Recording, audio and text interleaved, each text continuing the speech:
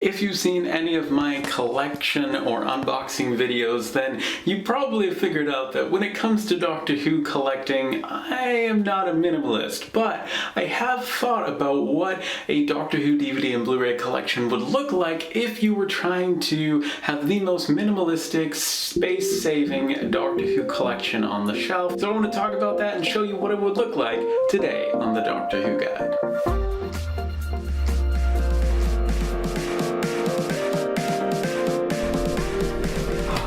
The best box set that you can buy for Doctor Who. Hello and welcome to the Doctor Who Guide, a community where it's all about helping each other grow our knowledge, collection, and connection with other Doctor Who fans. I'm your host, Alex Patterson. This is Albert the Adipose, and today I am very excited to show you my ideas of what a minimalist Doctor Who DVD and Blu-ray collection would look like. So let's get right into that with the classic series. Alright, so I don't have any bookends with me, so these big finished CD sets will have to do, so don't take these into consideration when you're looking at the size of the collection. We start off with Spearhead from Space, John Pertwee completes Season 4, Tom Baker completes Season 1, Tom Baker completes Season 3, Tom Baker completes Season 7, Peter Davison completes Season 1, Colin Baker completes Season 2, and Sylvester McCoy complete Season 3. Coming out in June was John Pertwee complete Season 2, so we've got to add that to the set as well. Obviously I don't have that, so I'm going to be using a Blu-ray to stand in for it. Now because it's an 8-disc set, I'm guessing it's going to be the same size as the other 8-disc sets. We also have coming out Sylvester McCoy complete Season 1, so I've added in some Blu-rays to fill out the collection as placeholders there as well. So this gives you an idea of what having 9 out of the 26 classic seasons on Blu-ray will look like. That comes in at 8.5 inches so far.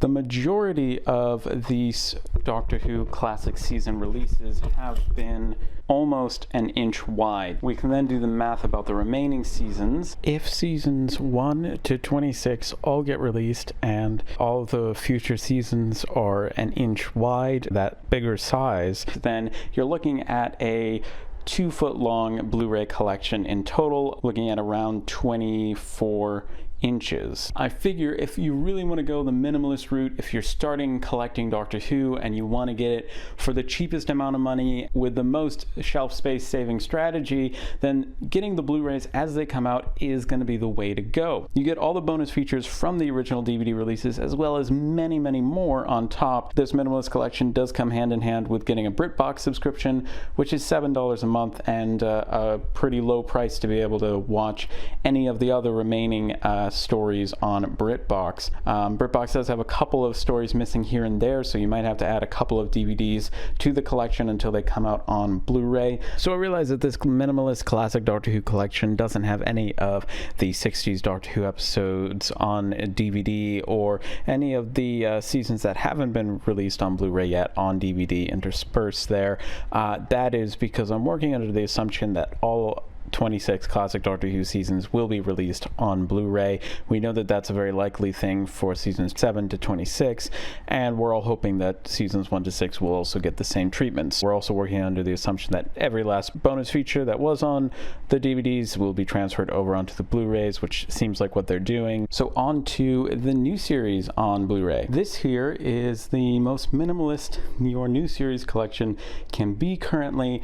This Blu-ray is standing in for the complete Series 1 Blu-ray, which I don't yet have in my collection, but otherwise you have the complete David Tennant collection, which is currently the smallest way you can collect the complete David Tennant years on Blu-ray, and then we have the digibook for the complete Matt Smith years, as well as the digibook for the complete Peter Capaldi years, both of those on Blu-ray, and we have the complete 11th series, Resolution, and the complete 12th series. I'm hoping that they'll do a digibook for the Whittaker era, and a Blu-ray digibook for the 10th Doctor would also be great, but that's less likely. This is currently the smallest your new series Blu-ray collection can get. One thing to note is that the digibooks are quite long, so they might not actually fit in your shelf if your shelf isn't that deep, but because they are multi-purpose and are also decorative, I think that's a cool multi-purpose aspect to these releases. So the Blu-ray collection comes in at 6 3/8 inches, and what's nice about it is you get all of the bonus features, which isn't always always a given with these more minimalistic collections, so that's a real plus. This is the most minimalistic your Doctor Who new series DVD collection can get. Now I do have Blu-rays there for standing in for the DVDs for the 13th Doctor.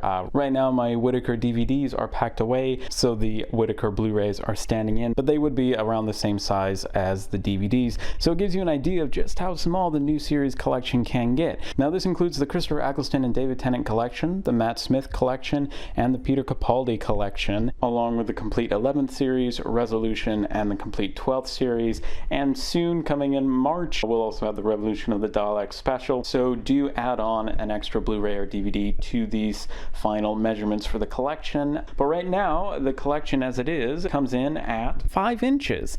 The only downside to this collection is that these 3 sets do not come with any bonus features, and while the Chibnall era DVDs do come with bonus features, there aren't a lot of them. So this is a very bonus feature light version of the collection. You could go with buying all of the box sets, and that could be the size of your collection, but I feel like that type of a collection with a box set for each season, whether it be DVD or Blu-ray, is something that most people either already have on their shelf or know what that will come out to size-wise. So this is the most minimalistic way you can save space and still have access to all of the episodes.